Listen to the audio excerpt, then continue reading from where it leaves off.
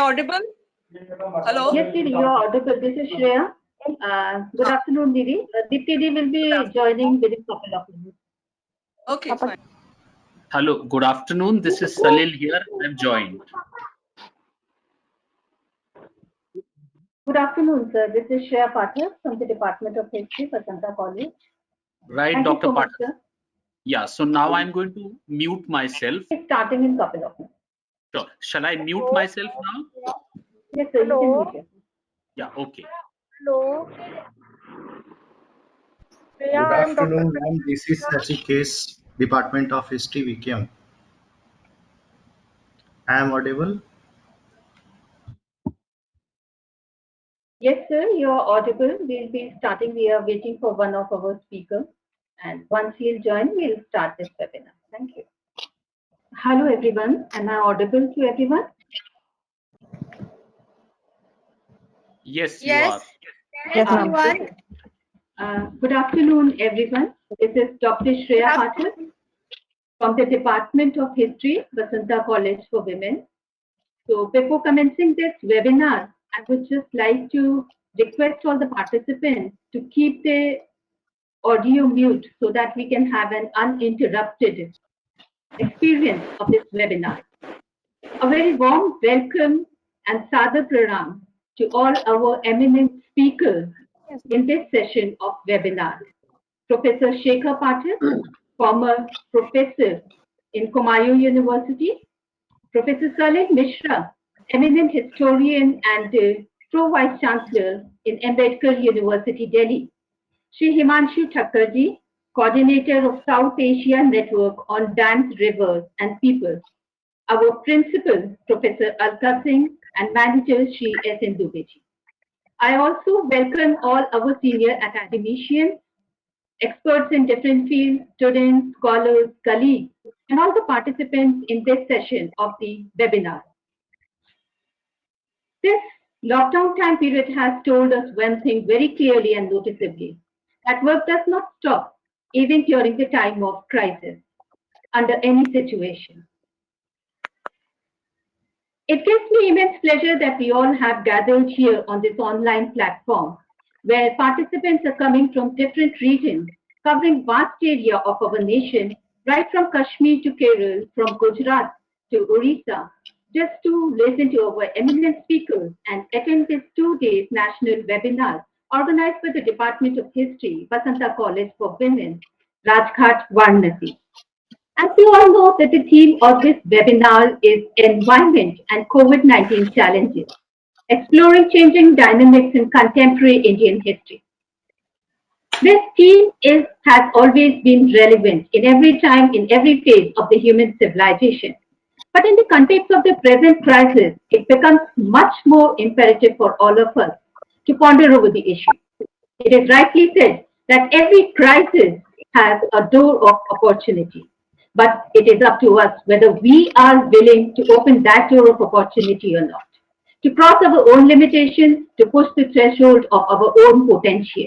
Without further ado, with these words, I would now like to invite our principal, Professor Alka Singh, to deliver the welcome address to our distinguished speakers, academicians, and participants coming from different states all over India who are virtually present here in this 2-day national webinar organized by the Department of History. Professor Alka Singh. Good morning, everyone.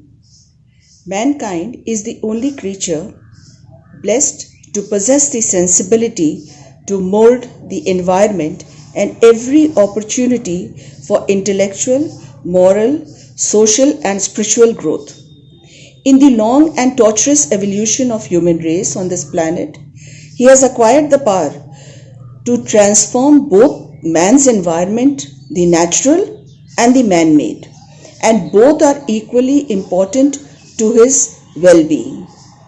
This pandemic and the others in the past come with a signal that needs to be speculated upon. It is a matter of great pride to note that Dr. Dipti Pandey, Head, Department of History, Vasanta College for Women, along with the members of the History Department, has taken this initiative to bring on a common platform such rich scholarship through the speakers and the participants. This period is not just one of confinement, but a door to transformation in our thinking process towards the existing culture, exploitative mentality towards nature, self and others, and the changes that must come from within. On behalf of the college, Krishnamurti Foundation India, I extend a warm welcome to Professor Shekhar Pathak, Shri Himanshu Thakkar, and Professor Salil Mishra, and all those who had the wisdom to join this rich talk. I congratulate Dr. Dipti Pandey, Dr. Sanjeev Kumar, Dr. Shreya Pathak, Dr. Mahesh Meena, and all the others in the Department of History who have worked diligently to make this happen. Thank you, one and all.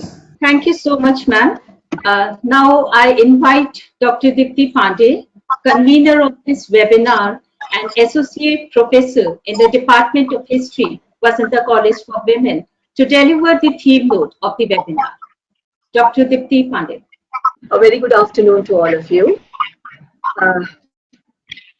There's pleasure in the pathless woods, there's a rapture on the lonely shores.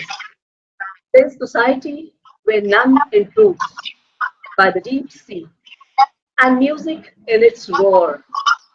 I love not humans less, but nature more. This is a small piece which a young friend of mine, a wildlife lover and a conservationist, had sent across to me, and I fell in love with these lines, especially because during that period we were deliberating on doing something with the environmental issue by way of a webinar or a gathering where we would get together, spend some time together, and people from the length and the breadth of the country would come and meet and discuss the immediate concerns staring us in the face.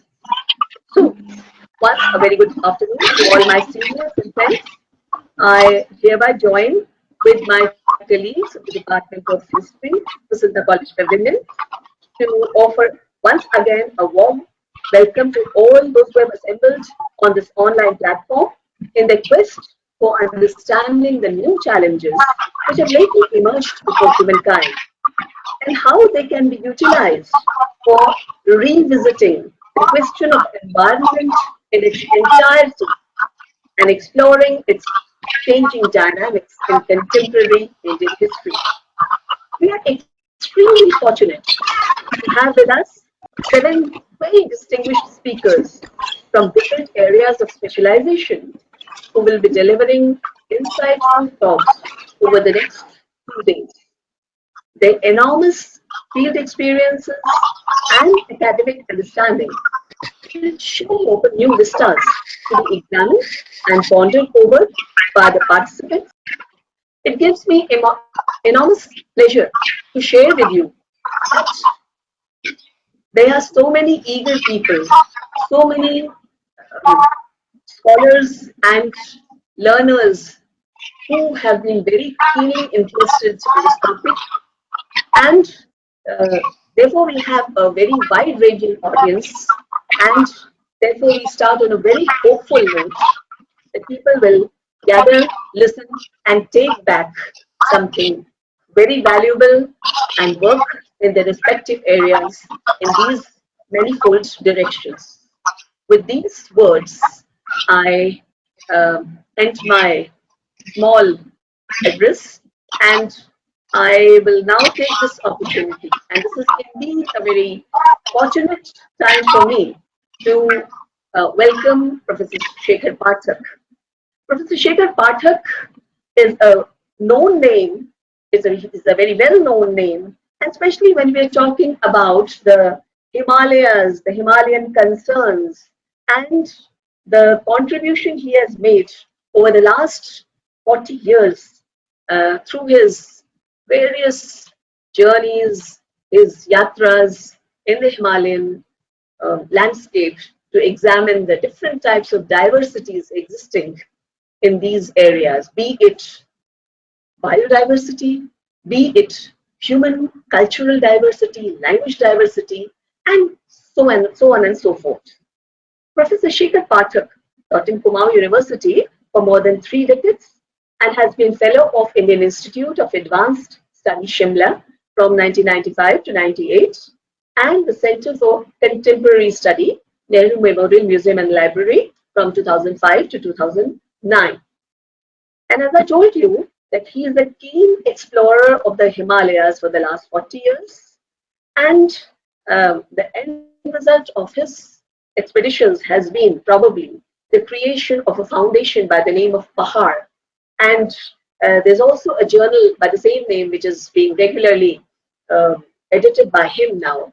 And those who have gone through that journal will find that innumerable articles and my information on the varied landscape of Himalayas will be found therein. A Padma Shri and Rahul Sankrityayan awardee in the years 2007 and 2008 respectively, Professor Pathak has many books, research papers and popular articles to his credit, and the process continues, but those who are interested can further get in touch and we'll provide the list of his writings, which are still on a very active note today also. Now I'll be welcoming Professor Pathak to take over and share with us for the next 30-40 minutes all that he has to say, all his experiences, rich experiences. And also, he has been so nice that today morning I requested him to send across some slides, because he has also taken a number of photographs. A rich collection of images will be viewed by us, and along with that, we'll be listening to all his deliberations. Professor Pathak. Namaste, namaste to all from the Himalayas. These are the days of Corona. मुझे हिंदी में बोलने की इजाजत देंगे? हम लोग corona के वक्त में आपसे बात कर रहे हैं। अगर सेमिनार होता तो आमने सामने होते, वेबिनार है तो बहुत दूर है और डिस्टेंसिंग बहुत जरूरी है आजकल। लेकिन मशीन हमारे बीच है, वो हम सबको जोड़ रही है। अब मुझे पर्यावरण पर बोलना है, लेकिन जिसको बहुत बार बहुत रिस्ट्रिक्ट कर लिया जाता है एनवायरनमेंट में, नेचुरल पर्यावरण, उससे पहले मैं चाहता हूं कि कुछ और बातें कर लूं, क्योंकि मैं पहला वक्ता हो पड़ा हूं। कि कोरोना ने एक तरीके से पूरी दुनिया में एक खास तरीके की दहशत को जन्म दिया है। मनुष्य को अपनी सीमाओं का अंदाज आ रहा है और हमारी व्यवस्थाओं को भी अपनी लिमिटेशन का अंदाज आ रहा है। क्योंकि दुनिया में 45 लाख लोग अभी कोरोना से ग्रस्त हैं। तकरीबन 3 लाख से ज्यादा लोग दिवंगत हो चुके हैं। हिंदुस्तान में बहुत कम अभी स्थिति है, धीरे धीरे बढ़ रही है। 86,000 हमारे अभी केसेस हैं और तकरीबन 2400 प्लस की डेथ हुई है। और चीन में 82,000 हैं और तकरीबन 4600 की डेथ हुई है। लेकिन ये पहली बार एक ऐसी महामारी हमें मिली है जो कुछ ही देशों में सीमित नहीं है, बल्कि एक तरीके से पहली बार ये ग्लोबल है, इसलिए पेंडेमिक शब्द का इस्तेमाल इसके लिए किया गया है। दुनिया के अधिकांश देशों में पहुंची हुई है और देशों के अधिकांश इलाकों में कोरोना पहुंचा हुआ है। एक तरीके से ये वो है जिसको ओमनी प्रेजेंट किस्म का फिनोमेना हो गया है। आप लोगों ने बीच में प्लेग पढ़ा होगा कामों का, कुछ लोगों ने शायद मशहूर कहानी पढ़ी होगी राजेंद्र सिंह बेदी की क्वारंटाइन, उसका शीर्षक ही क्वारंटाइन है, जो 100 साल पहले के प्लेग के जमाने के क्वारंटाइन को हमारे सामने रखती है। आप में से बहुत सारे लोगों ने डेविड आर्नोल्ड की किताब पढ़ डाली होगी, उसका जो स्पेनिश इन्फ्लुएंजा पर उसका जो बहुत मशहूर लेक्चर है और जो आर्टिकल के रूप में एक जर्नल में छप गया है। और 1918-19 का जो हम का दौर था, उसकी जो 2 बड़ी रिपोर्ट है वो भी बहुत सारे लोगों ने इस बीच पढ़ डाली हैं और बहुत सारे और आर्टिकल भी पढ़ डाले हैं। तो एक कोरोना ने एक जबरदस्त कठिन स्थिति पूरी दुनिया में पैदा की है और मनुष्य को और मनुष्य की व्यवस्थाओं को, वो साइंस ही क्यों ना हो, पॉलिटिक्स ही क्यों ना हो, अब उसको अपनी सीमाओं का पहली बार भान हो रहा है, अपनी सीमाओं का पूरा अंदाज आ रहा है। अब अगर इस पृष्ठभूमि के साथ हम पर्यावरण की तरफ जाएं, तो मैं चाहता हूं कि नेचुरल पर्यावरण की तरफ जाने से पहले मैं चाहूंगा कि सबसे पहले सामाजिक सांस्कृतिक पर्यावरण की तरफ जाएं। कोरोना ने पहली बार दुनिया में एक खास तरीके की छुआछूत की शुरुआत की है, जिसको आप सोशल डिस्टेंसिंग कहते हैं।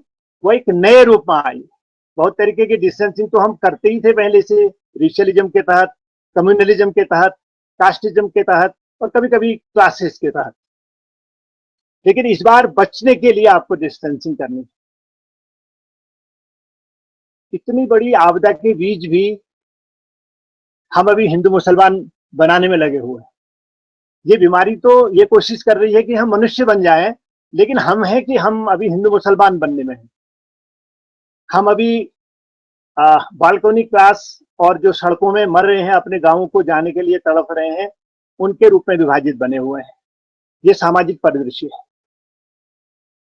अगर इसी के साथ सांस्कृतिक परिदृश्य देखेंगे, तो इस देश में, इस पूरी दुनिया में जो भी क्रिएटिव लोग हैं, वो अभी सबसे बेहतरीन योगदान दे रहे हैं।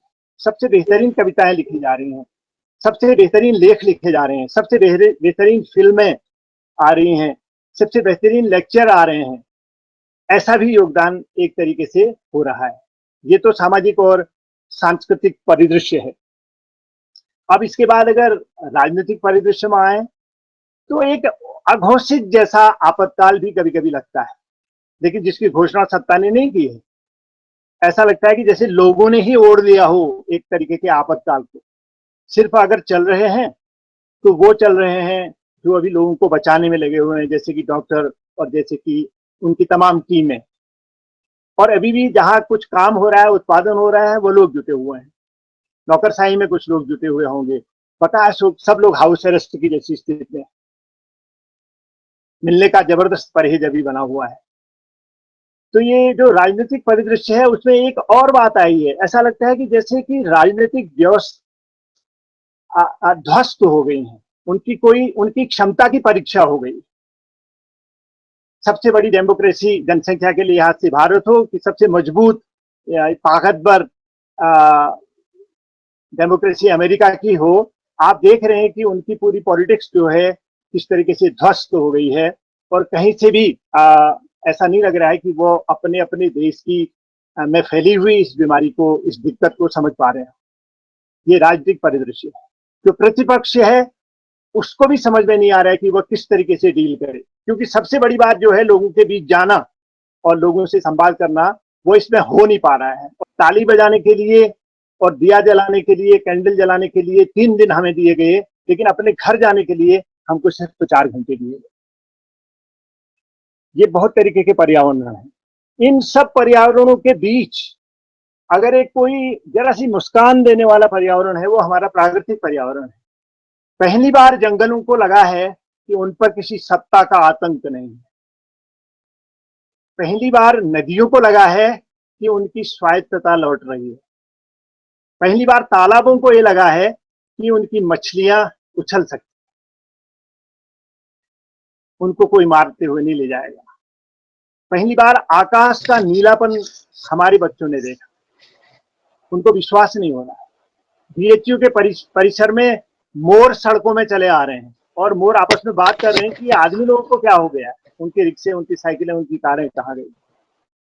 अमेरिका में न्यूयॉर्क और न्यू जर्सी में जहां सबसे ज्यादा लोगों की डेथ हुई है, वहां आपको आश्चर्य होगा कि हिरन जो है वो सड़कों पर बैठे हुए हैं, हाईवेज में बैठे। तो पहली बार जो प्राकृतिक पर्यावरण है वो जबरदस्त तरीके से एक बहुत ही अच्छी हालत में है। मैं नैनीताल में हूँ और मैं जब आपसे बात कर रहा हूँ तो नीचे मुझे झील दिख रही है और उसकी पारदर्शिता यहाँ से भी महसूस हो रही है। हमारे जितने मित्र हैं गंगा और यमुना के किनारे, वो हर जगह से फोन करते हैं कि यार जैसे तुम्हारी गंगोत्री और उत्तरकाशी में ये नदियां बहती हैं, यमुनोत्री के नीचे बहती हैं, बद्रीनाथ के नीचे बहती हैं, वैसे ही यहाँ भी बह रही हैं। और हमें संगम के पास ट्रांसपेरेंसी दिख रही है। बनारस से आया, पटना से एक हमारे दोस्त का आया, और ऐसी ही और नदियों के बारे में भी कहा। यानी कि जिस गंगा में अरबों रुपया न सिर्फ बेमानी में बल्कि बिना लक्ष्य के खर्च कर दिया गया गंगा अथॉरिटी के तहत, वो गंगा अपने आप इतनी ट्रांसपेरेंटली इतनी साफ हो गई। इसी तरीके से जमुना, इसी तरीके से कोई और नदी, कोई और तालाब और जंगल, तितलियां लौट आ रही हैं बार बार। पक्षियों को भी अंदाज नहीं आ रहा है कि ये हो क्या रहा है दुनिया में। बहुत सारे जो माइग्रेटरी बर्ड्स हैं जिनको लौट जाना था मध्य एशिया के लिए, वो ठहर गए हैं, जबकि मई का महीना आ गया है। उनको लग रहा है कि अरे यहाँ तो वैसा ही लग रहा है जैसा फरवरी मार्च में होता है, अप्रैल में होता है। कुछ विंटर रेन्स के कारण भी, कुछ वेस्टर्लीज के कारण भी शायद ये माहौल बना। तो जो प्राकृतिक पर्यावरण है वो जबरदस्त तरीके से हमारी प्यारी जमुना, जो दिल्ली में बिल्कुल नाला बना दी गई थी लगभग, वो जमुना भी आजकल बहती हुई दिख रही है। और बहुत सारे मजदूर अभी भी जमुना के किनारे हैं, फ्लाईओवर्स के नीचे हैं, और वो देख रहे हैं कि जमुना इस बार ट्रांसपेरेंट दिख रही है, उसमें पॉल्यूशन अपेक्षाकृत कम दिख रहा है। और यहीं पर ये बात है कि ये जो दृश्य इस आपदा ने, इस कोरोना वायरस ने पूरी दुनिया में रचा है, और ये पूरी ग्लोबल फेनोमेना है, हर जगह इस तरीके की स्थितियां आई हैं,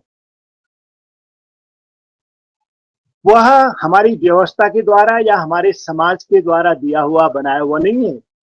ये एक जबरदस्त खतरा जो हमारी गर्दनों में टंग गया है, उसने ये जनित किया है। इसलिए ये स्थायी भाव नहीं है।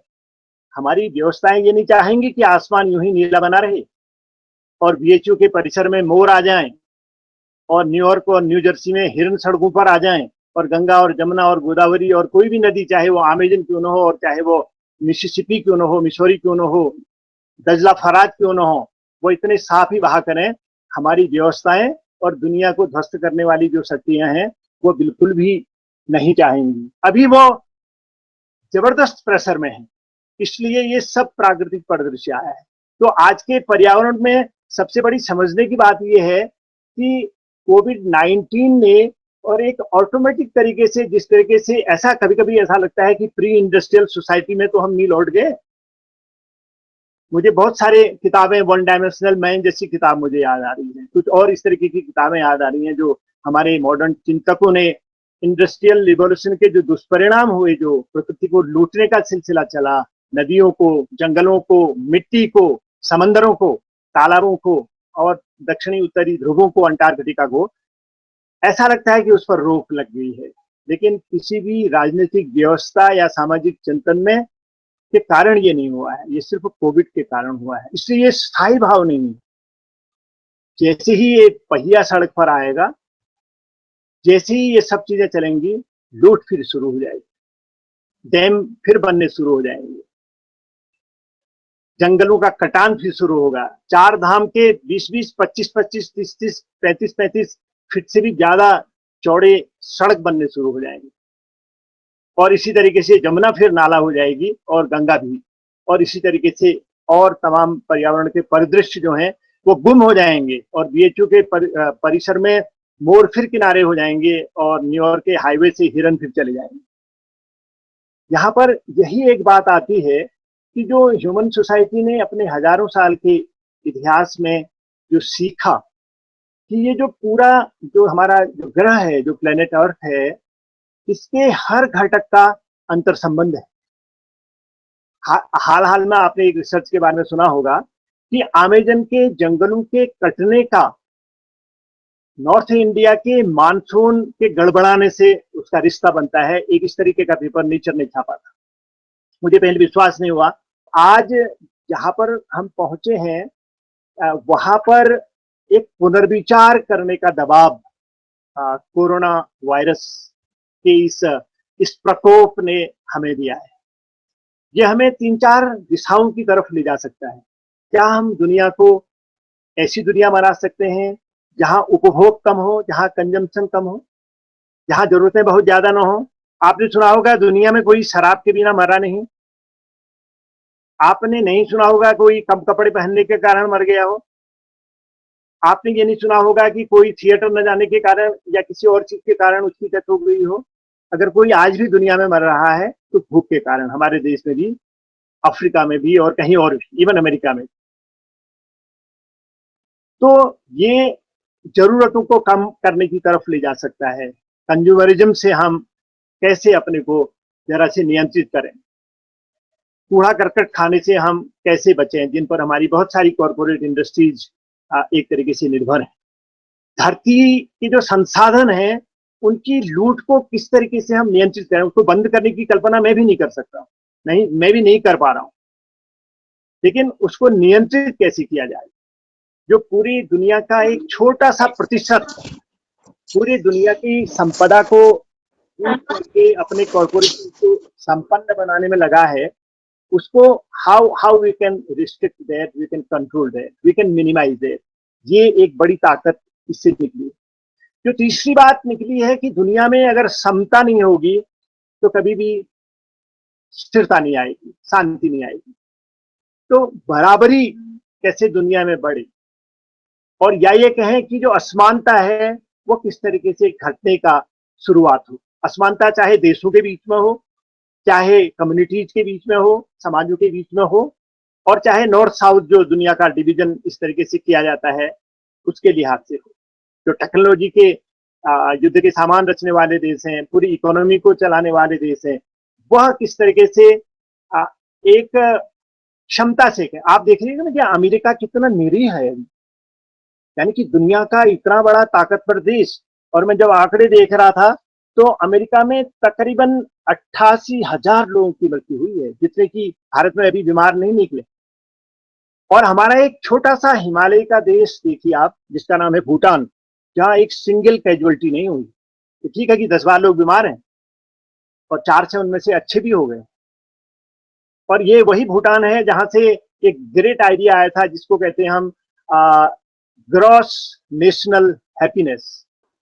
तो हम एक तरीके से एक ऐसे बिंदु पर पहुंचे हैं जहां हम एक ताकत इस कोरोना के कारण इस पर भी ले सकते हैं कि दुनिया में समता कैसे आए, संसाधनों के इस्तेमाल पर नियंत्रण कैसे हो।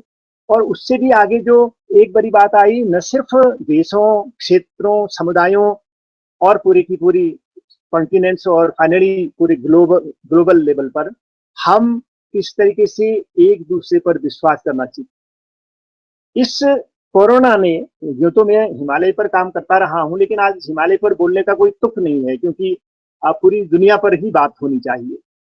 इस कोरोना ने पहली बार हमको इस बात के लिए विवश किया है कि हम मनुष्य बनना सीख, मनुष्य होना सीख। हम अब ये हिंदू मुसलमान होना छोड़ दें, हम काले गोरे होना छोड़ दें, वो तो हम होते ही। तो सबसे बड़ी जो ताकत इस कोरोना ने दी है, झक मार के जो मनुष्य को लेनी चाहिए, वो यही है कि हम पहले अपने को मनुष्य के रूप में देखें। क्योंकि हमारा दुर्भाग्य ये रहा कि कोरोना के दिनों में भी हमारा देश हिंदू मुसलमान होने से नहीं बचा। वो तो वो था ही, लेकिन जिस तरीके से उसका पॉलिटिकल यूज हुआ वो जबरदस्त तरीके से शर्मनाक था। तो ये भी एक बात वहां से आती है। अमेरिका में आपने सुना होगा कि सबसे ज्यादा डेथ जिन लोगों की हुई है वो या तो अफ्रीकन अमेरिकन है या लेटिनोज, सबसे ज्यादा। और अगर हमारे यहाँ की लिस्ट कभी बनेगी, अगर हमारे यहाँ की लिस्ट आप देखेंगे हिंदुस्तान में मरने वालों की, तो आप देखेंगे कि 400 से ज्यादा लोग वे मजदूर हैं जो मारे जा चुके हैं अभी, जो अपने कार्यस्थली से जहां उनको नहीं रहने दिया गया वहां से अपने गांव जाने में उनकी मृत्यु हुई है। रेल भी उनको कुचल करके निकल गई, बहुत सारे ट्रक उनको हिट करके निकल गए, बहुत सारे माताओं के जो बच्चे हैं वो रास्ते में हुए, बहुत सारे लोग दिल्ली से, मध्य प्रदेश से, राजस्थान से, इवन महाराष्ट्र से रिक्शे में अपने प्रांत के लिए, अपने घर के लिए चले। तो ये देखने की बात है कि इतनी बड़ी आपदा, इतनी बड़ी जिसको कहेंगे कि महामारी, जो वैश्विक महामारी एक तरीके से है, उससे हम पूरे दुनिया भर के लेवल पर आप देखेंगे smaller countries were able not only to control this epidemic, number 1। Number 2, पहली बार उन्होंने अपनी जनता को इस तरीके से तैयार किया कि जो लोग क्राइसिस में हैं उनको भी बाहर से निकाला। आपने सुना होगा कि क्यूबा ने अपने डॉक्टर कहाँ कहाँ नहीं भेजे। एक तीसरी और बड़ी बात आई कि चीन और अमेरिका जैसे जो सबसे सबल और सबसे बड़े राष्ट्र हैं, उनको भी इस वायरस ने पूरी की पूरी तरीके से जिसको कहेंगे कि सोचने के लिए विवश कर दिया है। और हमको तो किया ही है, हिंदुस्तान को तो किया ही है। हिंदुस्तान में देखने की बात यह है कि ये जो कोरोना वायरस का जो क्लाइमैक्स है, हमारे साइंटिस्ट लोग कह रहे हैं कि वो जून और जुलाई में और ज्यादा आएगा और वो अपनी ऊंचाई तक पहुंचेगा। और इसके बाद भी मान लिया ये नियंत्रित भी हो जाएगा, देर सवेर इसको नियंत्रित होना ही होगा, उसके बावजूद भी कोरोना हमारे बीच बचा रहेगा। और सवाल यह है कि इस कोरोना के बहाने जो हमारे विचारों में कोरोना है, जो बराबरी का पक्षधर नहीं है, जो नेचर को लूटने के लिए तैयार रहता है, जो एक तरीके से क्या कहेंगे कम्युनलिज्म, कास्टिज्म और रेशियलिज्म को प्रभोग करता है, इन सब कोरोना को ध्वस्त करने का दबाव इस वायरस कोरोना ने एक तरीके से दिया है। जो मैं आखिरी बात, जहां पर मेरे ख्याल में, मुझे पता नहीं है कि समय कितना हो गया है, जो आखिरी पॉइंट जहां पर मैं अपनी बात खत्म करना चाहता हूं कि मैं हिमालय से हूं और हिमालय का पूरे एशिया की इकोलॉजी को बनाने में बहुत बड़ा योगदान है। अनेक लोग कहते हैं कि हिमालय नहीं होता तो मानसून टकरा के उत्तरी भारत को इस तरीके का नहीं बनाते जैसा कि ये बन गया है। सबसे बड़ा अन्नदाता एक तरीके से पूरे एशिया का है। हिमालय नहीं होता तो ठंडी हवाएं पूरे सेंट्रल एशिया की और तिब्बत की भारत आने से नहीं रुकती। हिमालय नहीं होता तो 3 बड़े नदी सिस्टम यानी कि इंडस का, गंगा का और ब्रह्मपुत्र का हमारे बीच नहीं होता, जो पूरे भारत की वाटर बजट का मोर देन 45% से एक तरीके से कंट्रोल करता है और जो भारत के लगभग मोर देन 60% की ज्योग्राफिकल एरिया को जो कवर करता है। इतना बड़ा जो नदियों का सिस्टम है, 3 बड़ी नदियों का सिस्टम है, वो इस हिमालय से आता है। और उसका एक अंतर संबंध न सिर्फ पूरे उत्तरी भारत से और उसके बाद समंदर तक से, यानी कि गंगा सागर से, बंगाल की खाड़ी से और अरब सागर से, और ऐसे ही आप और नदियों को लीजिए, आप नर्मदा को लीजिए, आप दक्षिण भारत की नदियों को लीजिए कि कैसे वो पर्वतों से लेके मैदानों से, पठारों से होके समंदर तक का एक रिश्ता बनाती है।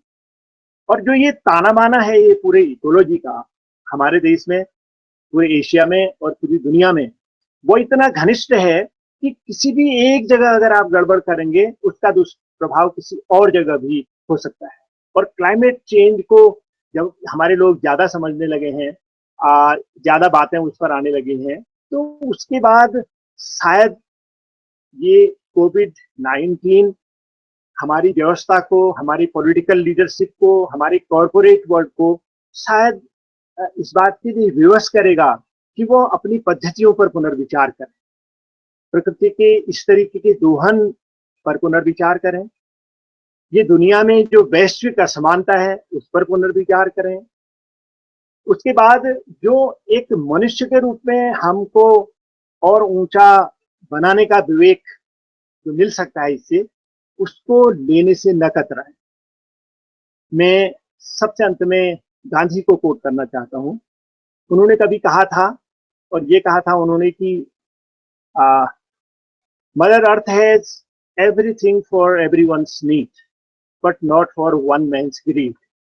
एक भी व्यक्ति के लालच के लिए प्रकृति के पास कुछ नहीं है, जबकि दुनिया भर के तमाम लोगों के लिए ही नहीं और स्पेसीज के जो प्रतिनिधि हैं उनके लिए भी उनकी जरूरत का सब कुछ इस नेचर में, इस मदर अर्थ में, इस पृथ्वी में है। मुझे लगता है कि कोविड-19 हमें एक ऐसे बिंदु पर लाया है जहां हम अधिक विवेक सम्मत मनुष्य बन सकते हैं। अगर हम नेता हैं तो हम ज्यादा समझदार नेता बन सकते हैं। अगर हम साइंटिस्ट हैं तो तब भी हमें ज्यादा समझदार साइंटिस्ट बना होगा। आपने देखा होगा कि साइंस भी पराजय हुआ है, साइंस की भी पराजय हुई है, क्योंकि साइंस सिर्फ साइंस ही रहेगा तो काम नहीं चलेगा। साइंस जब तक व्यवस्थाओं के दुष्चरित्र को नहीं देखेगा तब तक उस साइंस का सिर्फ मिसयूज होगा, उसका सदुपयोग नहीं हो पाएगा।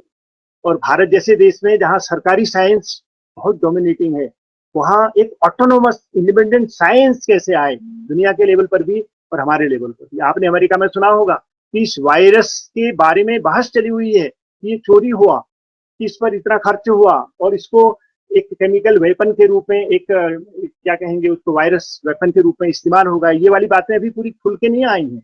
अगर खुल के आएंगी तो इससे ज्यादा वाली बात और हमारे सामने आई।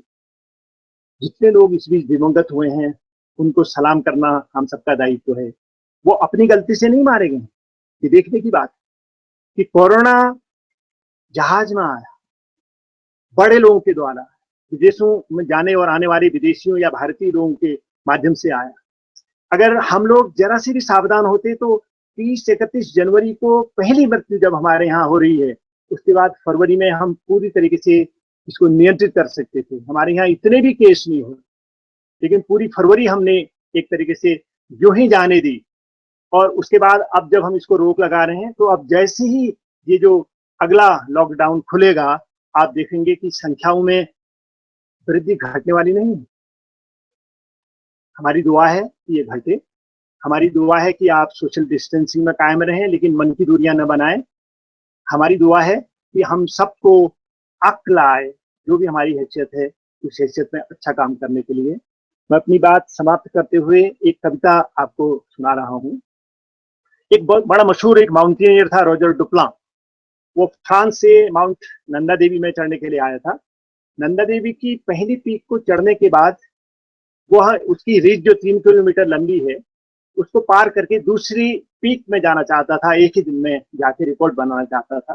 लेकिन जैसे ही वो रिज में चलने लगा और एक तूफान आया, और जैसे एवरेस्ट में मेलोरी दब गया बर्फ के नीचे, 75 साल बाद उसकी बॉडी मिली थी कुछ साल पहले, वैसे ही जो रॉजर डुप्लां था वह बर्फ के नीचे आ गया। और आज भी उसकी बॉडी नंदा देवी सेंचुरी में, हमारे उत्तराखंड के चमोली जिले के अंतर्वर्ती इलाके में पड़ी होगी कहीं बर्फ के नीचे, और कभी प्रकट होगी, क्योंकि नेचुरल फ्रीज में है तो बॉडी सड़ेगी नहीं, उसके भीतर बनी रहेगी।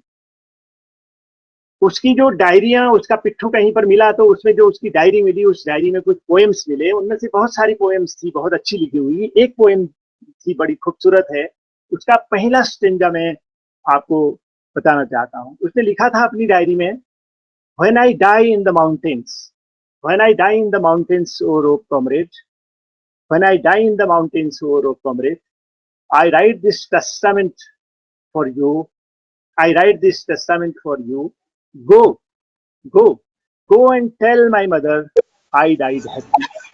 ये कविता उसने नंदा देवी से लिखी थी। और मैं कह रहा हूँ कि कोरोना के दिन में कोई भी व्यक्ति ये नहीं लिख सकता है कि आई डाइड हैप्पी, क्योंकि कोरोना से कोई मरना नहीं चाहता, बीमारी से कोई मरना नहीं चाहता। इसलिए कोरोना ने हमको मनुष्य बनने का, विवेक सम्मत मनुष्य बनने का मौका दिया है, और let us try for that. Thank you so much. Thank you so much, sir. It was a very informative talk, and it's our privilege that we got an opportunity to listen to you because you have plethora of experiential knowledge. और हम लोगों ने वो slides भी देखी जो आपने भेजी थी. It was very beautiful sight, and we have got lot of appreciation from all the participants of different corners of the nation that they have posted in the chat box. Thank you so much, sir, for giving your time. Now I request Dr. Dipti Pandey to invite and introduce our next speaker, Shri Himanshu Thakkarji, who is coordinator of South Asia Network on Dams, River and People. Dr. Dipti Pandey. Now we have Sri Himanshu Thakkar with us. After having listened to Professor Pathak, we'll be now hearing to Himanshu Thakkarji, who is an engineer by training from Indian Institute of Technology, Mumbai, and he is currently coordinator of South Asian Network on Dams, Rivers and People. He's also been associated with the World Commission on Dams, Narmada Bachao Andolan, and Center for Science and Environment. And as we know, these organizations have, especially Narmada Bachao Andolan and Center for Science and Environment, they have always had a very pro-people approach, and they have been working all through for years. Together they have been working in the direction to align the policies of the government with the interests of the people, with the concerns of the people. And so his association with these bodies is reason enough to understand that he's a person who also has a very strong people-centric approach on issues of environment, especially those related to rivers and life around them. When I was talking to him during the period of organizing this webinar, he had a proposal that he would be more interested in talking on rivers and water bodies. And I said, sir, you're most welcome, nothing like it, because we would like to draw from each speaker's experience. And since you have worked in this area and you have an expertise, so we would all be looking forward to hearing specifically on this aspect of environment from Sri Himanshu Thakurji. And I welcome him to take over and start. Himanshu Thakurji. Thank you. Can everybody listen to me, hear me? Yes, sir. Yes, sir, you're audible. Okay. Good afternoon, everyone. Firstly, thank you very much for inviting me to speak here. I am very happy to speak here, but I'm also a little apprehensive because I don't come from academic background, and that's I'm coming more from an activist background. So I hesitate to talk in front of renowned academicians.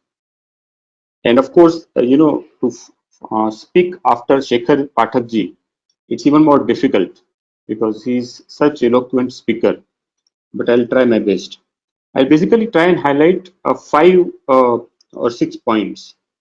The first point is that what are the environmental factors at the root of the COVID-19 crisis? I think that's very important to understand that there are environmental factors which are at the root of the crisis.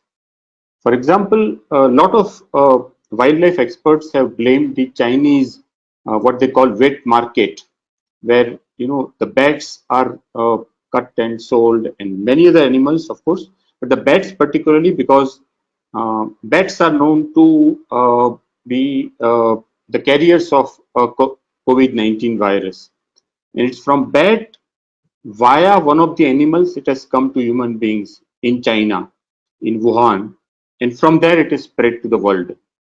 Now that whole wet market and the trade of the animals is at the root of corona crisis, like a number of other virus crises that we have faced in last 20 years. So that's one first, key environmental factors at the root of the corona crisis.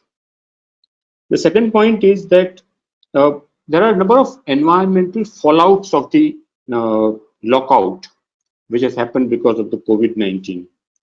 The third point I will try and highlight is that there are also climate change related, specifically besides the general environment, there are climate change related fallouts of the lockdown. The fourth point I want to highlight is that a number of scientists from US has been saying that are the solutions to COVID-19 crisis same or similar to the solutions to the climate crisis? I'll just try and highlight the points that they are raising. The fifth point I want to highlight is that we have this what I call collateral benefits from the environmental benefits, other benefits from the COVID-19 crisis. It's like collateral deaths and loss that happened earlier from other events. But so there's a collateral, it's little possibly ought to call them collateral benefits of COVID-19 crisis, but that's what they are actually. So the point is that, they are of course temporary, as Shekhar Pathak said, but the point is it possible to sustain them beyond the COVID-19 crisis? So that's a key point I want to highlight. And the lastly, of course, whether there is a hope that we will really able to sustain any of those benefits post crisis. So these are the 5 5-6 main points that I want to highlight. Now, I already talked about the environment factors at the root of the COVID-19 crisis.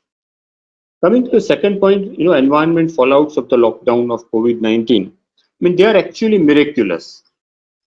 And the key point to understand is that I don't think anybody anticipated them. Even when the lockdown was announced, I don't think anybody thought in their wildest dreams that this will lead to clean air, clean rivers. Suddenly you could see Himalayas from hundreds of kilometers away. You could see so many bird activity, fish activity, wildlife, and so on. Nobody had thought. So this is a totally unanticipated kind of benefit. Since I work more on the river-related issues, I'll just highlight. I mean, it's really fantastic. Shekhar said that how Ganga has become clean, and Vasanta College is right on the banks of Ganga, near Rajghat, between Rajghat and the Adi Keshav Ghat. One of the hostels is in fact also very close to Varuna River, which confluences with Ganga just downstream from the Vasanta College. Now, there at Varanasi is one of the places where there has been a transformation in the state of Ganga post COVID-19 lockout. Similarly, Ganga at many other places in Haridwar, even the Central Water Commission has said the water is actually, you can drink the water with small treatments, light treatment. This was never the case. In fact, out of 27 out of 36 places along the Ganga, the water has become bathing quality water, which was never, again, most of the places it was not the case. Yamuna, there has been again a major visible change in there are a number of other rivers where there has been change. For example, in Punjab, in Satluj and Bias, there has been major change in the state of the rivers. In Maharashtra, Valdhuni, Kasadi and Ullas river has changed and become very clean. In eastern India, Subarnarekha, Damodar rivers have become very clean. Karnataka, Kaveri, at number of places has become so clean that the people are saying we have never seen Kaveri in our generation this clean. So similarly, there are a number of lakes and wetlands become clear. The wildlife and dolphins are visible at a number of places. So there is a real transformation in the way the Ganga, and if Ganga Action Plan and Yamuna Action Plan, after spending thousands of crores of rupees, could not achieve which in 1 week of lockdown could achieve. I mean, that's something, it tells us something. So, as a person who is looking at the policy issues and the governance of rivers in India, what it tells me, and of course, I mean, okay, we need to understand what are the reasons why the rivers are in much better state. One reason is, of course, that because of the lockdown, all the industries have stopped. And because of that, no industrial effluent is flowing into the rivers. That's one reason. There are many other reasons. The one other reason is that there has been above average pre-monsoon rainfall in March and April along the Ganga and Yamuna. The third reason is that in the winter, there was a way above average snowfall in the upstream catchment. And that is started melting in March, April onwards. And that's also contributing more water to the river. Then there is a factor that the March and April are the months agricultural, where the agricultural demand is much lower. And because of that, there is again more water continuing flowing to the river. The sand mining has stopped in most places along the Yamuna and Ganga. In Haridwar and Rishikesh, there are thousands and thousands of hotels along the Ganga. And they were all taking fresh water from the river and also releasing mostly untreated effluent into the river. All that has stopped. There are no hotels. Hotels have no guests. So that is totally stopped. So there are a large number of reasons why there is a change in the river, state of the river. But at the same time, the sewage is still flowing into the river. and possibly the quantity of sewage that is flowing into the river today is higher than what it was flowing in pre-COVID days. Domestic sewage is concerned. That is because, since we are all at home, the more people are at home 24 hours, we are consuming more water. And hence more water is flowing into the sewage treatment plants and into the rivers. So the sewage quantity has increased.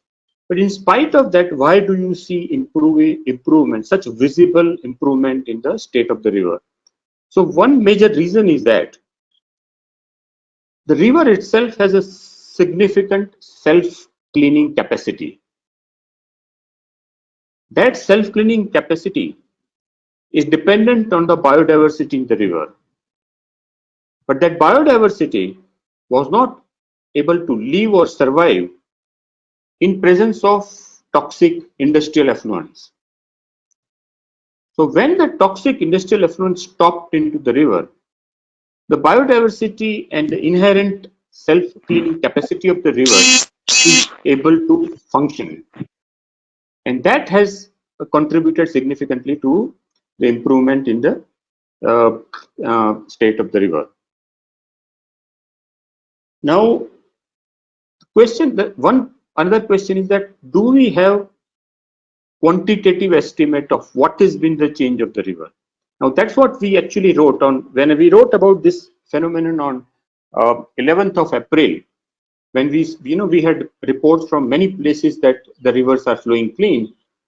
The first thing we asked is that there should be a sample collection from different rivers at different key locations, and there should be measurement of that by the Pollution Control Board. Unfortunately, there is an NGT appointed monitoring committee for Yamuna in Delhi, which immediately asked the Delhi Pollution Control Committee and the Central Pollution Control Board to, because their mandate is within Delhi, so they could only ask within Delhi. They asked them to collect the samples and come out with the report. And later on, CPCB also came out with a report on the Ganga water pollution at 36 different places. Now, those reports, if we see, and if we see other anecdotal reports from measurement of the actual estimate of the water quality of the rivers in Ganga, what we find is there are a number of anomalies in between the two sets of reports. The CPCB and DPCC reports are saying that there is an improvement in the state of the river, but they seem to be playing down a bit. So, for example, there is a UP Pollution Control Board which said that in Kanpur, in upstream and downstream of barrage, the dissolved oxygen has gone up above 8 ppm. The CPCB report is showing much lower figure. Similarly, there are contradictions between DPCC and CPCB reports for Yamuna. So what my suspicion is that, is that both CPCB is generally trying to play down the improvement in the state of the river during the lockdown. So why would they do that? They would possibly do because, what on 11th April when we wrote about this, we said that what is the implication of the cleaner river during lockdown? We said the implication is that if industrial effluents, the stoppage of industrial effluent into the river could lead to such transformation in the river, then what it indicates, and the industrial effluents are not supposed to be entering the river in any case under the Water Pollution Act of 1974, but they are entering because of the failure of our pollution control governance, both the state and the Central Pollution Control Board. And hence, what this indicates that if only our pollution control board were to function as they are expected to be functioning, then state of our rivers would be different even outside the lockdown period.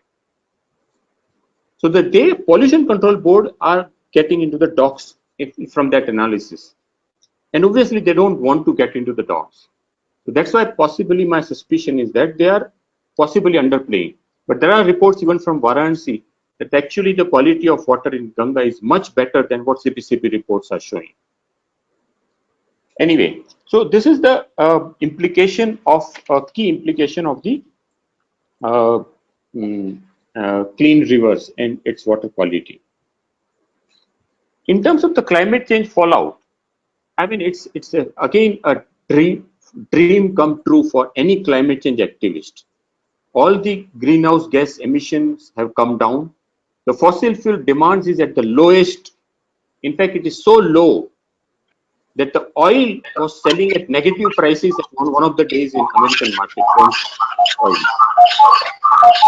Because that was so high. So, I mean, so all of this collectively has a huge impact on the climate change, greenhouse gas emissions. And in fact, now the reports are already coming in that the carbon dioxide emission has actually come down during the lockdown period, not only in India, globally. Now, number of scientists from US are saying that there is actually reason to believe that climate change and COVID-19 crisis have similarities and connections. Now, I'll just illustrate by 2 or 3 examples. For example, the deforestation leads to increase in greenhouse gas emission and climate change impact. Deforestation also leads to, studies show, a greater and faster spread of coronavirus. The largest number of people who are dying in Europe and US from corona are also suffering from obesity. And obesity also has a greater contribution towards climate change than the other people. So that's another connection between the two. The studies show that if there is more air pollution, then the corona impacts are much greater in such areas. But if the air pollution is lower, the impact of corona is much lower. If you are in the vicinity of thermal power project, then the impact of corona is likely to be much higher on you than if you are away from the thermal power projects. So all of these, just a few examples, and the last example is, of course, in terms of the biodiversity. If you are able to sustain biodiversity in a much greater way, you are likely to have much lower pandemics like COVID-19 pandemic. So these are a few connections which are common between COVID-19 crisis and the climate change crisis, and which also indicates indirectly that if we are able to address the root causes of both, I mean one, then we are also addressing the root causes of the other. So this connection is very important and interesting to understand. In fact, Dr. Aaron Bernstein from Harvard School of Public Health has gone on to emphatically say that climate solutions and pandemic solutions are the same. They are not different. This was in one of the articles in American Journal. Now the question is it possible to sustain the benefits that we achieved from, which we got without imagining, without intending from the corona crisis, the environmental benefits, the climate change benefits, and so on. So answer is yes, it is possible. It is possible provided we have a different perspective towards what we call development and what we call normal. Now our government is in a hurry to get back to normal. All the governments around the world are hurried to get back to normal. And the normal, according to them, is what was the situation before the corona crisis. Now that normal was a problem. Now, if we are able to understand that what are the problems with the normal, and if we are able to post-corona situation, but at the same time sustaining the key benefits of the economic activity that is the state, the economic activity are supposed to provide, whether it is in terms of the employment or basic necessities of the people, food, water, electricity, comfort, education, health, etc. If that is the basic objective, then achieve those objectives in most significant way post-corona without again getting back to polluted rivers or polluted air or increased greenhouse gas emissions or again going towards destruction of biodiversity and so on. It is very much possible. And this is what a lot of scientists have been saying even before the corona crisis, but it's again being emphasized now. So one can go into the detail. I'm not going to the detail here now, but it's very much possible to sustain. For example, I mentioned how if you want to sustain the rivers in the clean state that they are now, it's very much possible. If you are able to address, we are able to address the governance of the pollution control board to make them transparent, participatory, and accountable, which they are not, and they should be. If we are able to do that, then we can really address, improve the state of the river without even outside the corona, and even when the industrial activity starts. Similarly, we need to address our sewage management in a much better way than we are doing. Then our rivers could be even better.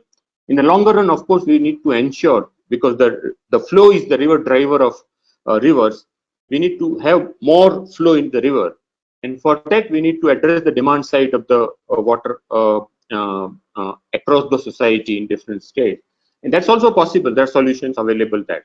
For example, even in this year, both Punjab and Haryana are trying to go for either different cropping pattern or in cropping method for paddy in the coming kharif, which will require much less water. Now they are doing basically because of the pressure of not having labor, and then hence they are going. The point is that such options are available, so it's possible to go for it. The point is our society, our governance, we as collectively need to take that decision that we need to go in that direction, and we need to have, and it is possible to have, clean rivers, clean air, lower climate change emissions, and so on, even post-corona.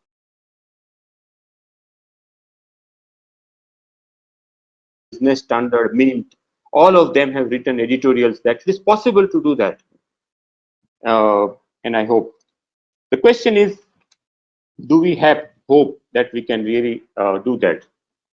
Now, the key driver of change on the environment matters in India is the Ministry of Environment and Forest in the government of India. And during this lockdown period, the Ministry of Environment is busy. What is it they have been busy with? So, for example, they have been holding environment expert appraisal committee meetings to clear more projects. They've been having forest advisory committee meetings to clear very controversial and totally undesirable projects like Italin project in the Arunachal Pradesh on Dibang River. There has been meeting chaired by the Environment Minister Prakash Javadekar, the National Board of Wildlife, which cleared all the almost all the proposals that came its way, even during the Corona period. Projects which were not even very huge question marks. The ministry has come out with a new EIA notification, which is going to not only dilute the old environment impact assessment process, make it much more easier to get the clearance. Is not difficult today, but they find even that is problematic, so they are trying to ease their more way. Not only that, they are going to regularize the violation, which means even if you go ahead with your project without getting the clearance, then you will be regularized if you just go back and apply for the violation. So that kind of changes they are going for. The Wildlife Institute of India is actually doing business quid pro quo with the hydropower developers. So they actually, the Italin project, they gave a report. They didn't do the study they were supposed to do, and gave a report saying that if you give us 4 crores for a tiger study in the Italin, we will clear the project, sort of. So this kind of, and this has been Indian Express wrote in the front page. There are several examples of this kind of quid pro quo that the Wildlife Institute of India has been doing. And the clean river, the Ganga, Yamuna, and so on. Have you heard our environment minister say anything about them? The clean air and so on? Nobody. So, PJ, PJ, in our generation, PJ used to stand for poor joke. But today, PJ also stands for Prakash Javadekar. He's our environment minister. Thank you. Thank you so much, sir. You have raised a right question that before this pandemic lockdown, none of us could have ever imagined that nature will be so clean. But the major Herculean task in in front of all the governments, in front of all the concerned sectors, is how to sustain that. That is the mammoth challenge that everyone is to see, and they have to consider that how to do the things differently in the post-pandemic period. So it was a very informative lecture, the things that you have shared with all of us. There is a question from Meeta Garg, and she's asking that is cleanliness effect being experienced in pond also? Like, what is the state of Pushkar? So I have no clue about the Pushkar, frankly. I don't have information. But see, what is happening is that the cleanliness, the apparent cleanliness is basically because of the lowering of the turbidity. And the turbidity goes down when the water is not used, or disturbed. Water is allowed to be still or flow in a quiet way. Then the turbidity is lower, and then the water appears much more cleaner. So it's likely to be clean, but I don't know specifically whether it is the state. Thank you so much, sir. I hope the question is answered. And now we'll move on to our next speaker of today's session, Professor Salil Mishra. He is a very eminent historian and Pro-Vice Chancellor of Ambedkar University, Delhi. I invite Dr. Dipti Pandey to invite our next speaker and introduce him to the participants. Dr. Dipti. Good afternoon, sir. Much that we need a historian on our panel, I was looking desperately for some person from the field of history, hardcore discipline, who could give his consent and join us. And I'm really, really thankful to Professor Mishra that he agreed to be with us and throw light on this aspect of environment. And I was hopeful that this would be this would carry a historical perspective along with it. And since we were looking for people from different disciplines and across disciplines to get a comprehensive picture of environmental concerns, so this historical dimension was equally important and probably more important for us because we are from the domain of history. So I'm really thankful to serve. And Professor Salil Mishra acquired his master's degree in modern Indian history from the Center of Historical Studies, JNU, and completed his PhD on communal politics under the supervision of late Professor Bipin Chandra.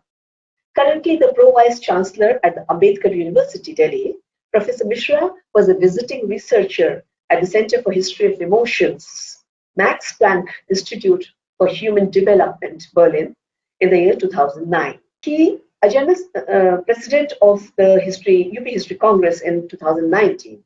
He has also been invited by the UP History Congress, Punjab History Congress, and Andhra Pradesh History Congress to deliver presidential addresses from time to time.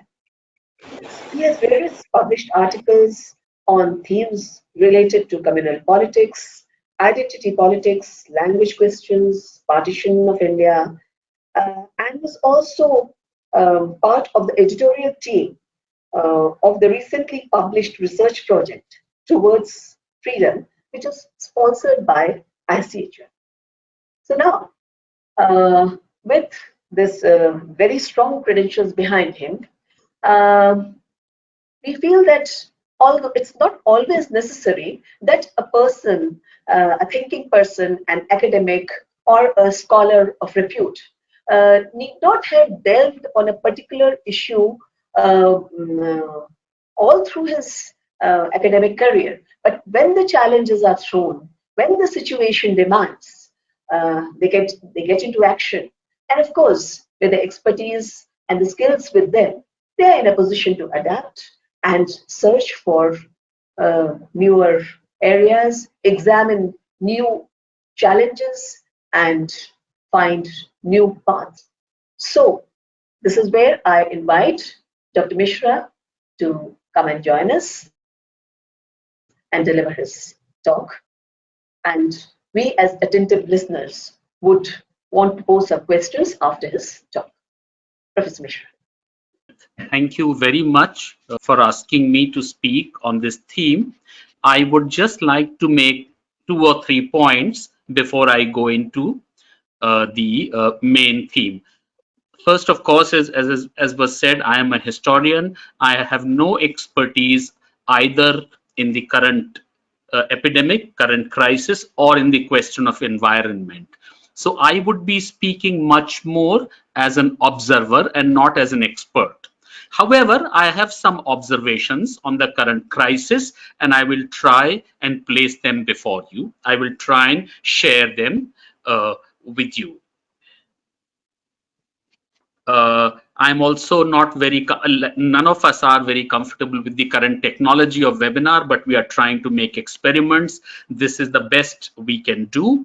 I will not speak for very long. As I had told the organizers, that I will take around 15 minutes or so, but I'll be very happy to take up questions. So in my 15 minutes, I will talk about how a historian who's interested not just in the past but also in the future, how does a historian look upon the current crisis, what are the possibilities, the vantage points, the openings. I think both the previous speakers, Thakkar Saab and Shekhar Pathak, they presented one kind of a picture. You could not but notice a kind of a satisfaction or a kind of a certain satisfaction at the cleanliness and clean rivers and so on. But even they would agree that all that has happened at a certain cost. And I think that cost is important and we need to keep that in mind. Is the crisis big enough that it will transform human minds, human habits, greed, etc., competitiveness? I have my doubts, but we need to be optimistic. Both my previous speakers were at times optimistic, at times quite not, and I think I share this sentiment with them. On occasions such as this, when we discuss the present, when we discuss the current situations and the options, the current questions which have a kind of grip on us, sometimes they torment us, then we are actually much more interested in the future than in the present. We want to know where will it go from here? What will happen? What future has in store for us? And I could see both Thakkar Saab and both Shekhar Bhai, they were kind of dabbling with this question without being able to give the answer because we have no answer. But the question is clear. What is it that the future, immediate future, has in store for us? How long is this crisis going to last? What kind of toll will it take on all of us when it begins to subside? Now, all these are important questions. All these are also very complex questions. They are not easy to answer. They are very difficult. Quite often, we tend to treat the future as an extension of the present, which it is not. Future is not just more of the present. History is full of ruptures. It's full of disjunctions of various kinds. One such rupture and disjunction we are going through. We are experiencing it. Nobody had predicted it. Nobody before November and December had any sense of what is going to happen. So future is not just an extension of the present. It's not just more of the same. Sometimes we also look at the future more against the backdrop of what we want, what our expectations are. We have a kind of a utopia in mind. Shekhar Bhai certainly did have, also Thakkar Saab. They had a kind of a utopian picture. They want future to develop in this direction. But we do not know. But we are going to evaluate, we generally tend to evaluate the picture, the future, more against the backdrop of what our expectations are. What is it that we expect from the future? It's a tall order. It's not easy to predict. I want to basically make 3 points, 3 observations on the current crisis. I will not speak very much on the environment. I think enough has been said with great degree of feeling, sensitivity and insight, and I think all of by the previous speakers, we need to learn from that. I would like to speak as a historian, go a little bit into the past, go a little bit into the future. I will travel in time and point out some of the possible implications that the current crisis may hold. My first point is that unpredictable events of the kind that has just happened, they lead to a great disorientation. The last time one such event happened, the last time some disorientation was created was clearly on 11th of September, what was called 9/11. When people suddenly started saying that the world has changed, the world will not be the same, things will change completely. Though none of that happened, very soon world was back to its old ways. It remained. Crisis, in fact, is something which is not new, particularly for non-European part of the planet. We live with this crisis all the time. Particularly in India, for a large number of people, crisis is a part of the normal routine life. So it's not something new. It is not something which has suddenly dawned upon them, which they are confronted with. Only today morning, I read a message on WhatsApp which said, and I'm quoting, this was about the coronavirus. It said that the virus did not break the system. It only exposed a broken system. I think it's quite true. It just told us what our system is all about. Crisis, in a way, is a very naturalized state for a large number of Indian people.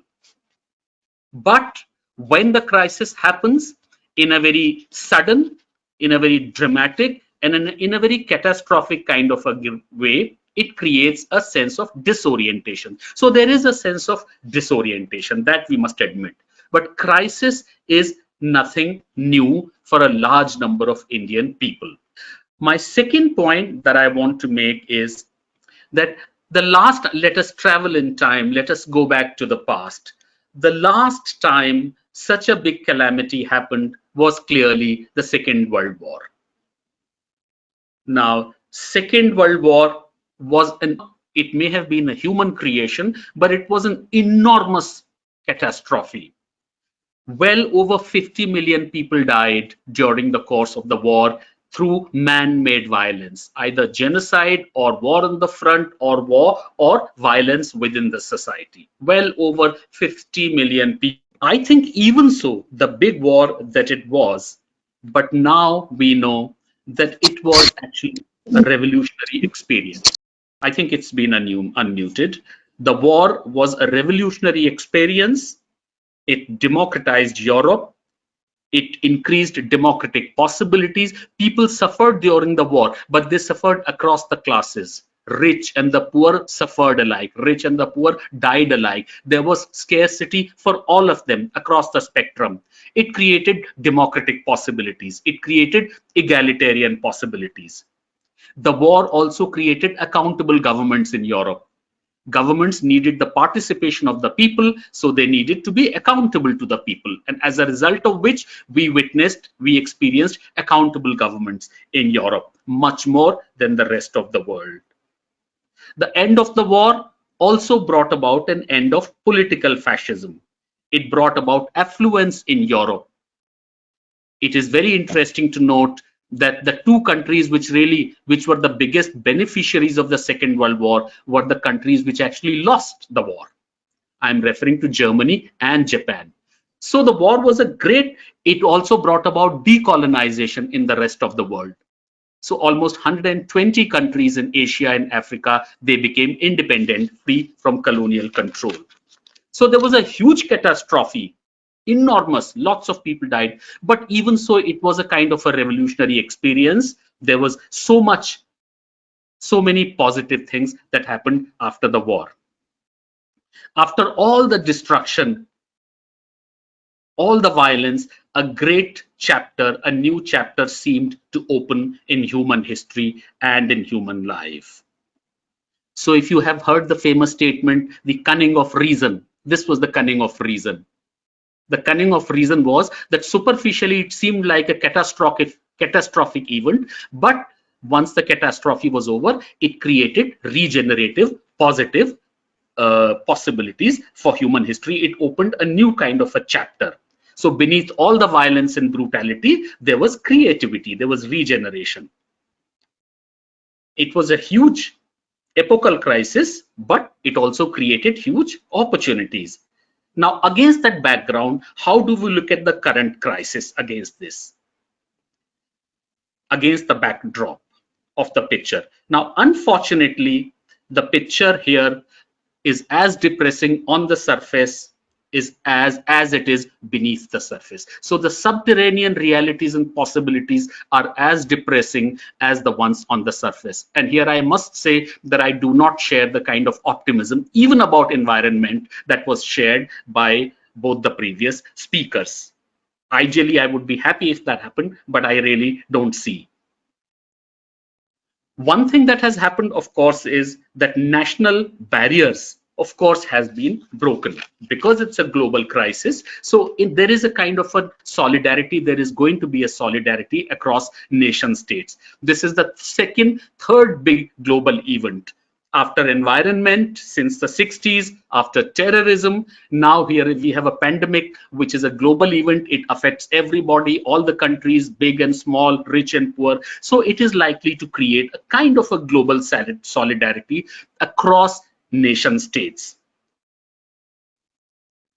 Individuals will realize they will probably be much more Atmanirbhar, but only when nations begin to cooperate with each other, nation states. So more and more, there will be more and more cooperation between nation states. That will increase. But, and here is the crux, the class barriers have really become much, much sharper, much, much stronger, and they will increase. And these class barriers are really going to throw our society back by many decades. Interclass mobility, which had begun, which was happening, that will receive a setback that would become extremely, extremely difficult. So for people from the lower classes, it will be much more difficult to transcend their class barriers and make an entry into higher classes, into middle class and so on. I think if you see the impact of this crisis is not across the board like it was with the World War. It is completely along class lines. It affects different classes very, very differently. Let me explain what I mean. By and large, if I were to take an inclusive and a generous estimate, then we have a class of about 10 million people. Let me call them the ruling classes. We can call them decision makers. We can call them people at the apex. We can call them resourceful people, people who don't do any manual work, completely non-manual, important people at the apex, running institutions, bureaucrats, professors, teachers, and so on. Now, for this class of about 10 million people in the country, the crisis has not been really a crisis. It has been an inconvenience. It has been a bother. It has been a kind of an ethical dilemma. It has simply been a trade-off or a toss-up between what is called comfort and safety. Should you let your domestic help come home and cook and clean? If you do, it's convenient, but it's probably unsafe. Should you stop it? Should you not do it? It's probably safe, but it's inconvenient because you have to do all that. You see, unlike the first world, unlike the first world, in our kind of societies, our elite are also very labor extracting, very parasitical. They depend on others for all the work. Likewise, it is only an inconvenience, a huge inconvenience for a large number of people who have regular, secure, salaried jobs, decent jobs. It's an inconvenience for them. It's not a crisis. But for others, people who live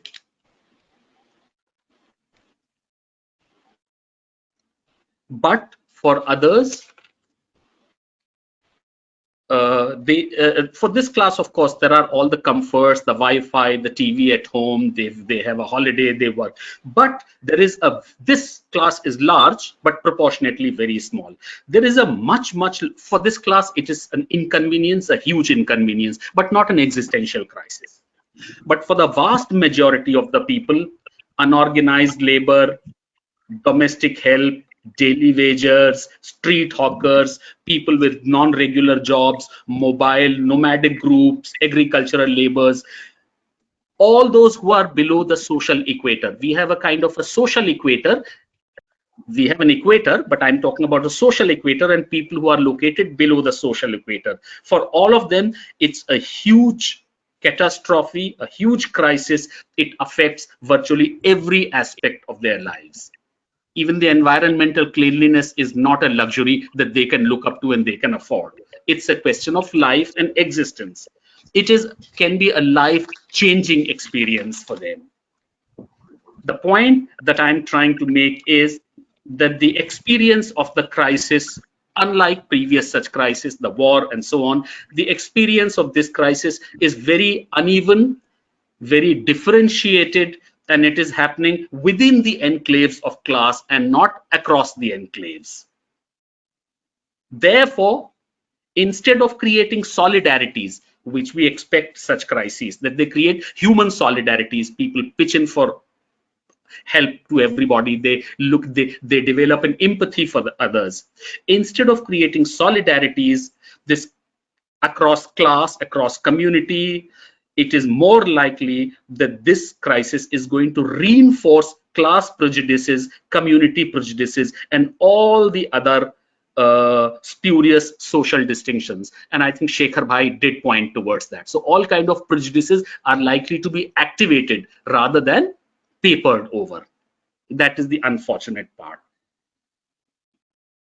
So across nations, there would be more solidarity between governments because it's a global crisis, but across classes, within communities, across communities, there will be a kind of a regression, kind of a regress. We are already a fairly regressive society, and I'm afraid that the regress is going to increase. My third and the final point is what is the range of options available open for policy members, for policy makers and governments. Broadly speaking, I think there are three different perspectives which are available. Let me call it the medical perspective, the socio-economic perspective, and the epidemiological perspective. Now, all the three perspectives, they have their justification, they have their merit, they need to be taken seriously. But most unfortunately, they cannot all be combined into a single paradigm, into a single policy framework. They are quite irreconcilable. The medical perspective, the socio-economic perspective, and the epidemiological perspective. Let me explain what I mean.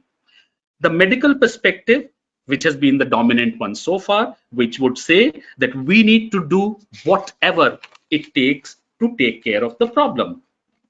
Therefore, isolation, bringing every activity to a standstill, suspending every rule, every norm, just bringing everything to a stall, isolating people as much as possible. That's medically necessary. That is the requirement. That's a medical requirement. We do it today so that we are able to survive for tomorrow. That's the medical perspective. And I think that so far has been the guiding principle, the guiding perspective behind government policies, between policy measures, and between various such moves.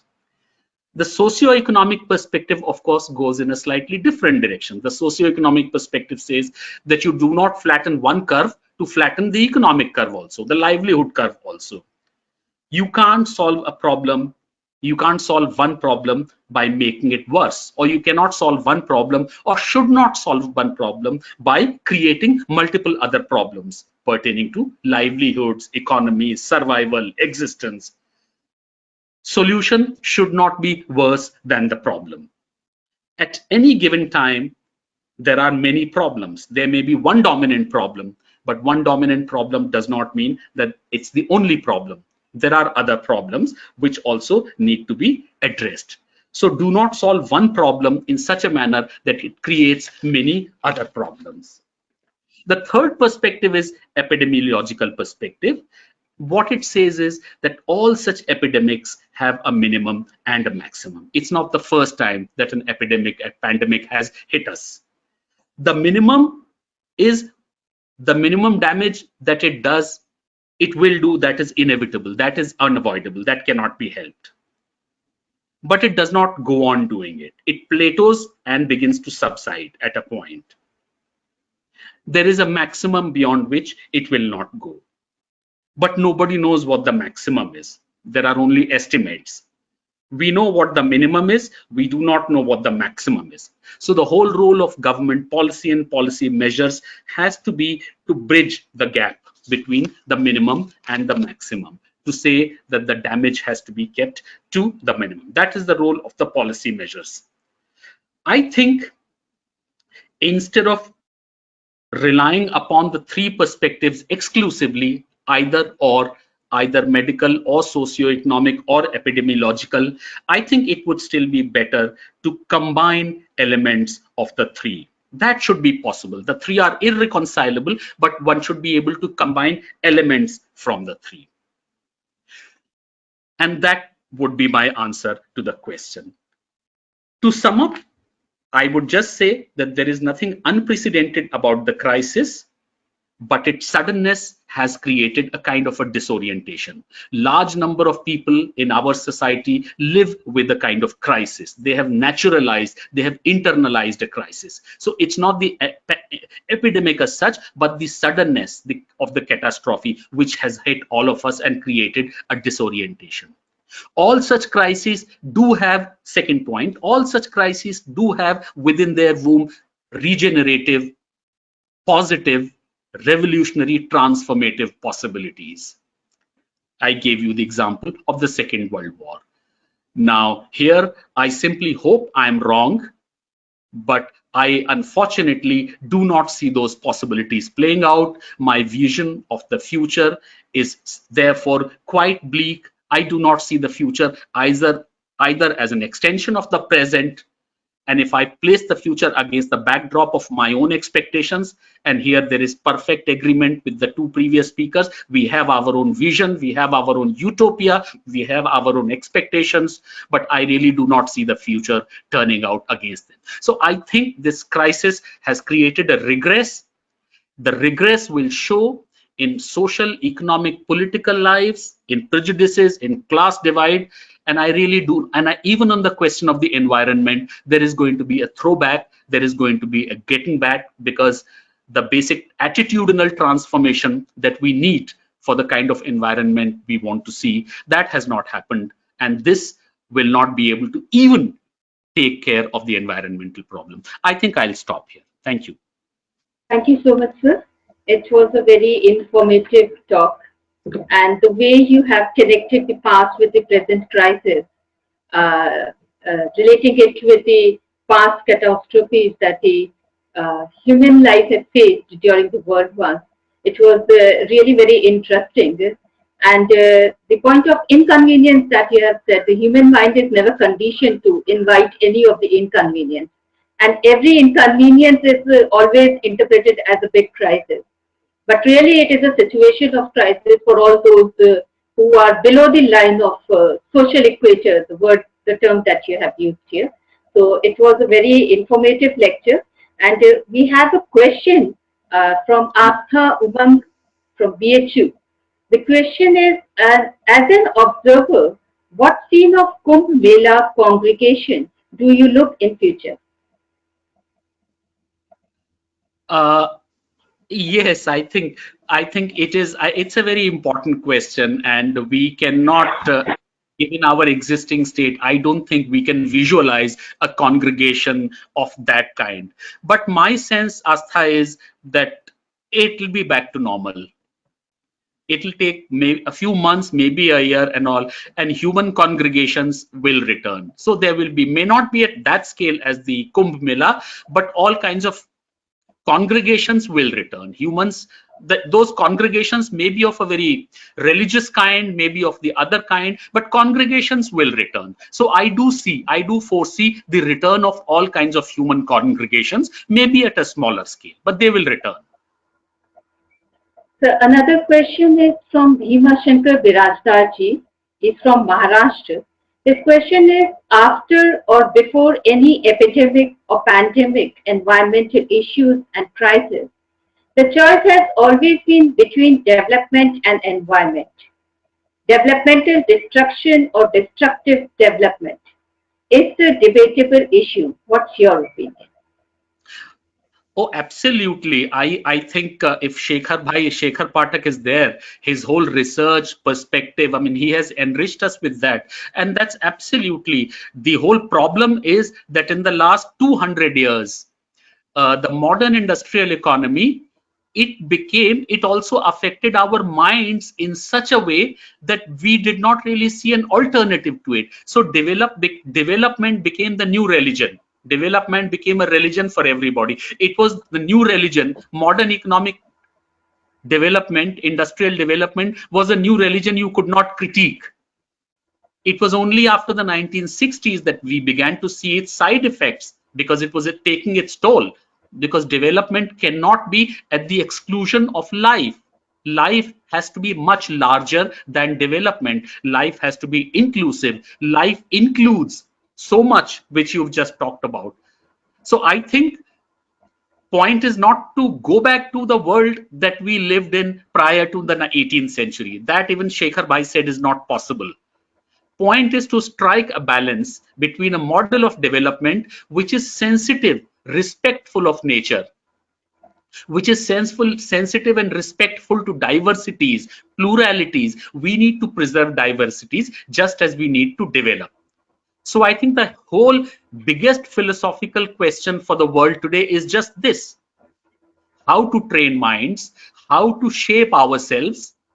It's not simply a question of using plastic and so on. Now in Europe, they are using words like shallow ecology and deep ecology. Shallow ecology is all about superficial changes that we bring about in the environment. Deep ecology is about the lives that we lead, our mindsets, our minds, our lives, our consumption patterns, and so on. So I hope that this crisis actually makes us think along the lines of deep ecology, which makes us think about our own lifestyles. How much do we need in order to lead a meaningful life? So I think a lot of these questions have been with us. They are important questions. And if this current crisis can bring this big question in focus again, then I think that will be a great achievement. So ecology at the level of lifestyles. What kind of lives do we lead and what kind of lives do we need to lead? That is an important question. And I hope it gets discussed more and more. Thank you so much, sir. Another question is from Dr. Shalini Pathak from Lucknow University. Her question is it not the fact that nature works on the theory of balance and the consumer-centric approach has pushed the nature to express its agony in the form of outbreak of pandemic? Well, you see, Shalini, what you're saying is true, that nature has its own system of balance. But the history of the last 200 years is the history of human conquest over nature. So nature is not performing in the manner in which it used to perform. Nature has become a kind of a, if I can use the word, it has become a kind of a slave. It has been conquered by modern technology, by humans, by modern economic development, and so on. Of course, there are times when it hits back, when it gets back. So in the context of today, the meaning of the word natural, what is natural has become very different. We don't even know what natural is. Who leads a natural life? What is the meaning of a natural life? So a lot of those questions are important. But what is the innate, intrinsic, basic function of nature or behavior of nature? All that has been irretrievably destroyed by human conquest over nature, which started since the beginning of the 19th century.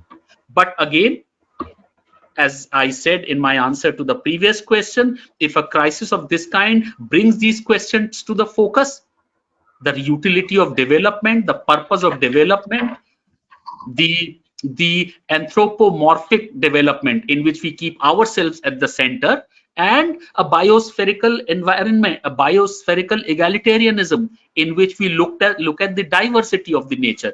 If these kinds of questions are brought back to the focus, then I think it will be an achievement, and we should certainly be able to question some of our assumptions about our lives, about the pattern of development, about what has happened to the world in the 20th and the 21st century. Thank you so much, sir. We have covered all the questions that was posted by the participants in the chat box. And it was a really very informative and thoughtful webinar. And it was possible for the organizing team to organize such webinar only because of the cooperation and because of the cooperation of the speakers and the participants. It was a very thoughtful and knowledgeable webinar. And we have also got very apt questions from the participants. So this was the last session, last part of this session. And tomorrow we'll have the next session at the same time. We'll send the email link to all the registered participants by evening so that we can continue the next session of this webinar. So thank you so much to all our eminent speakers, Professor Salil Mishra, Shri Himanshu Thakkarji, and Professor Pathak. Thank you so much. Thank you very much. Thank you.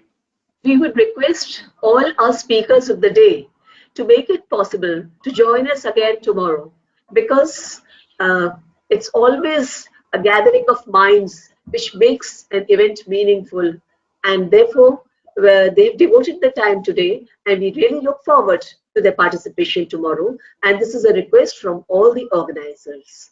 Thank you, sir.